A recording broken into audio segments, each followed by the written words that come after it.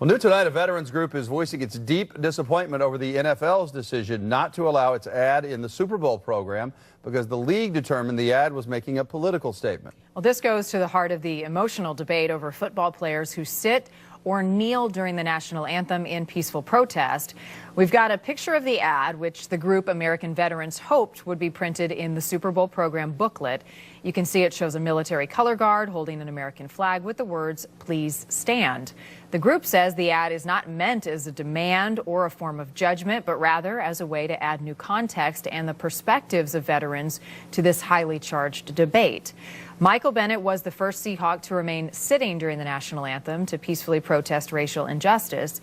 Over the last few months, other Seahawks we saw sit as well or put their hands on his shoulders in support. The entire team stood on Veterans Day as a sign of respect for the military. In a letter to the NFL, Commissioner Roger Goodell, American veterans say freedom of speech works both ways. It goes on to say we respect the rights of those who choose to protest, as these rights are preciously what our members have fought and in many cases died for. By imposing corporate censorship to deny that same right to those veterans who have secured it for us, all is reprehensible and totally beyond the pale. Politics found its way into the Super Bowl ads. Here's Don Daler. Do I tell her that her grandpa's worth more than her grandma?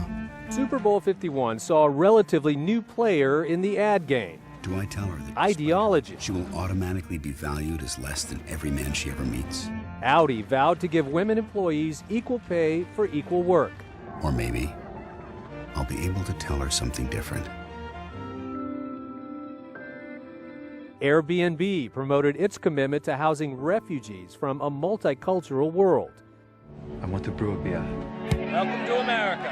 Anheuser-Busch spent $10 million plus production costs for a one-minute spot about how the company co-founder immigrated to America. Eberhard Anheuser. Dolphus Busch. Newcomer 84 Lumber showed a mother and daughter also making their way to America, but the ad was edited after Fox Network complained. So viewers saw this, but had to go to the internet to see their original in at an enormous wall. Now, we know Lowe's, we know Home Depot, and guess what? Now we know 84 Lumber. We would not have known them had they not done something really so disruptive and brave. Rob Schwartz is CEO of a Manhattan-based ad agency. It used to be that advertisers would avoid politics, but that didn't seem the case last night. Not only have the advertisers gotten bolder to make political statements, but the audience is more political. It's a 10 Hair Care took a more direct approach, poking fun at the president's signature coif. We're in for at least 4 years of awful hair.